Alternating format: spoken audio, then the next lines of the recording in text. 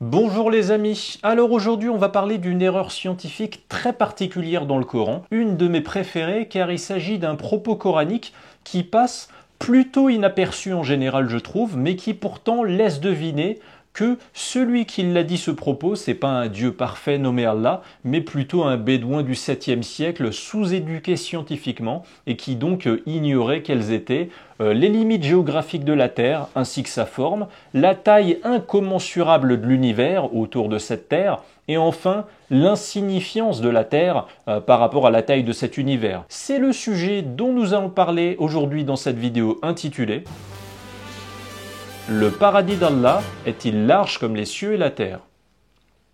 Alors, tout d'abord, un premier rappel très simple à comprendre. Vous le savez, il existe différents moyens de décrire une distance ou la taille d'un objet. On peut soit décrire une distance ou la taille d'un objet avec une unité de mesure inventée par les humains, le mètre, le yard, le mile. Ainsi, on va par exemple dire que la Statue de la Liberté, de sa base au-dessus du socle à son sommet, mesure 46 mètres de hauteur. Mais on peut aussi décrire une distance ou une taille d'objet en la comparant avec un objet ou avec plusieurs objets.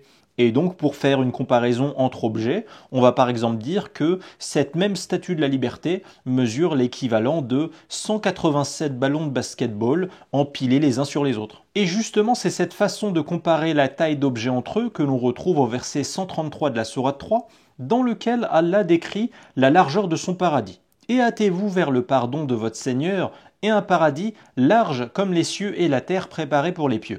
Alors dans un instant, on va essayer d'analyser toutes les possibilités de sens que ce propos peut avoir, mais sachez d'abord qu'ailleurs dans le Coran, sourate 57 verset 21, Allah affirme pratiquement la même expression en disant que le paradis est large comme le ciel et la terre. Courez vers le pardon de votre Seigneur et un paradis large comme la largeur du ciel et de la terre, préparé pour ceux qui croient en Allah et en ses messagers. Alors bien évidemment, même si d'un côté Allah dit que le paradis est large comme les cieux et la terre, alors que dans l'autre Allah dit que le paradis est large comme le ciel et la terre, c'est pas forcément contradictoire, loin de là, car dans la description cosmologique du Coran, pour rappel, les cieux n'englobent pas la terre. Les cieux se trouvent uniquement au-dessus d'elle, et ces cieux sont superposés les uns sur les autres. Donc quand on parle de la largeur d'un seul ciel de ces 7 cieux, il s'agit de la même largeur que la largeur de tous les cieux puisqu'ils sont superposés les uns sur les autres. Ce sera toujours la même largeur que ce soit un ciel ou plusieurs cieux. Mais avant d'aborder l'absurdité scientifique de ce propos coranique, on va déjà essayer de comprendre quel sens on peut donner à l'expression « le paradis est large comme les cieux et la terre » ou comme la largeur du ciel et de la terre, peu importe, je prends un des deux exemples, mais ça peut être l'autre. Car il y a deux façons de comprendre cette expression.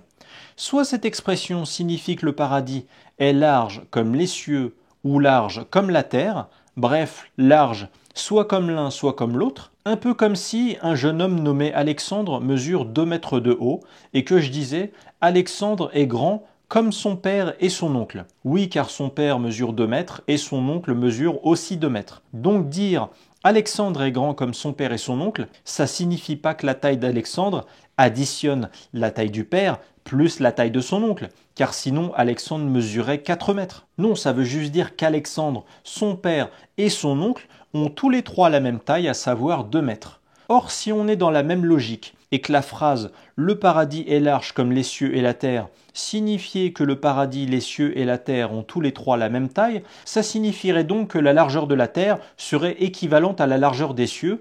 Comme je vous l'ai déjà démontré, selon Allah, les cieux, ou ne serait-ce que le ciel le plus bas des 7 cieux, est censé contenir les étoiles.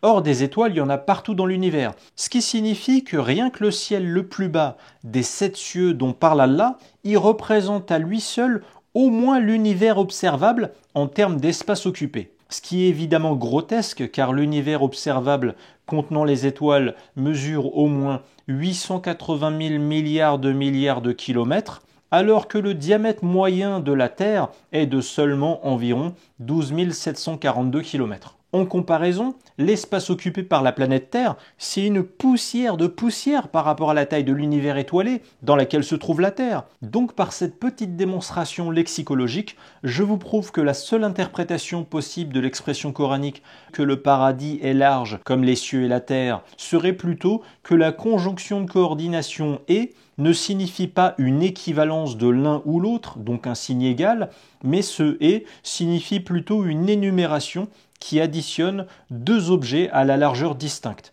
Allah dit ici que le paradis est large comme la largeur des cieux plus la largeur de la terre, car ces deux objets ne sont pas du tout équivalents en largeur, même de façon relative, et donc on arrive au problème que pose cette expression coranique. Donc quand Allah dit que le paradis est large comme les cieux et la terre, ça signifie qu'Allah nous informe que son paradis est large comme l'univers tout entier, 880 000 milliards de kilomètres, auquel il a tenu à ajouter 12 742 km de largeur, ce qui est ridicule. La largeur de la Terre représente tout au plus 0,0000000000001% de la largeur des cieux. Donc dire le paradis est large comme les cieux et la terre, c'est comme dire la distance entre Paris et Marseille est de 660 km à vol d'oiseau, plus l'épaisseur d'un cil humain de 0,01 mm. C'est ridicule, autant arrondir à 660 km. Déjà, va juste dire à tes amis, j'ai fait Paris-Marseille en voiture aujourd'hui,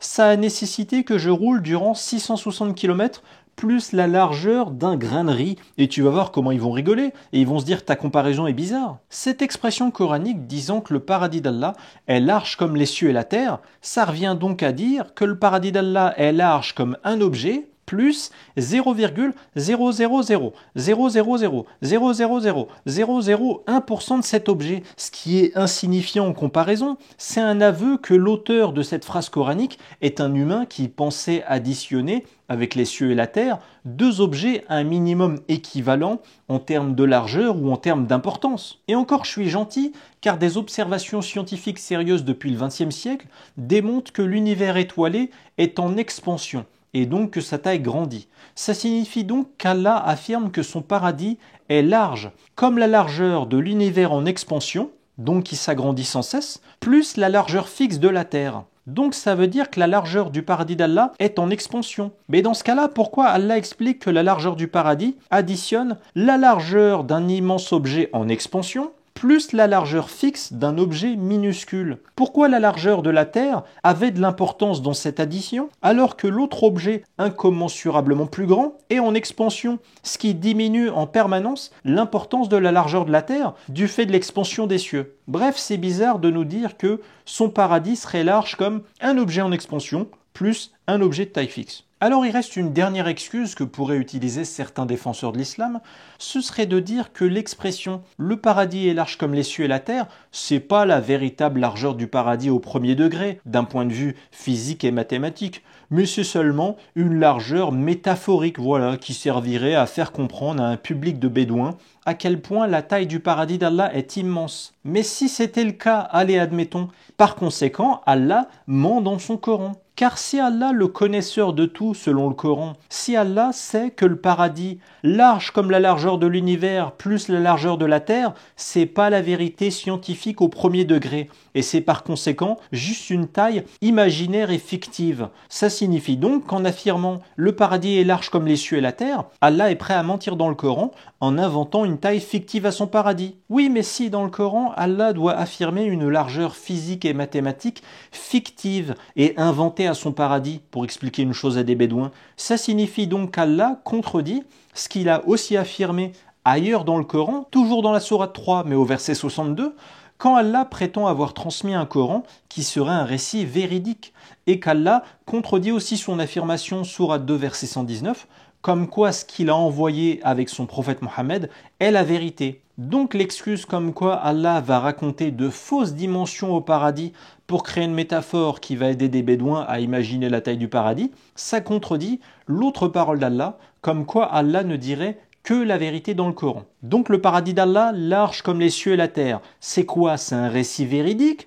ou c'est pas un récit véridique finalement? Bon et bien écoutez les amis, c'est sur ce dernier propos que s'achève cette vidéo. J'espère avoir réussi à vous démontrer l'absurdité scientifique de ce propos coranique, comme quoi le paradis serait large comme les cieux contenant l'univers étoilé tout entier, plus la largeur de la Terre insignifiante en comparaison. Un propos qui, comme par hasard, est exactement le genre de phrase qu'aurait pu sortir un bédouin du 7e siècle, qui savait même pas à quoi ressemblait le cosmos au-delà de l'atmosphère terrestre, et qui n'imaginait sans doute même pas la grandeur de l'univers en comparaison avec la taille dérisoire de la Terre. Si mon analyse dans cette vidéo vous a intéressé, sachez en tout cas que vous pouvez la retrouver, ainsi que 99 autres erreurs du Coran, dans mon livre Sans contradiction et erreurs scientifiques dans le Coran, disponible en livre papier ou numérique. Je vous mets le lien en description de la vidéo pour ceux qui veulent lire mon livre. Merci comme d'habitude à ceux qui aident ma chaîne YouTube par leur soutien financier,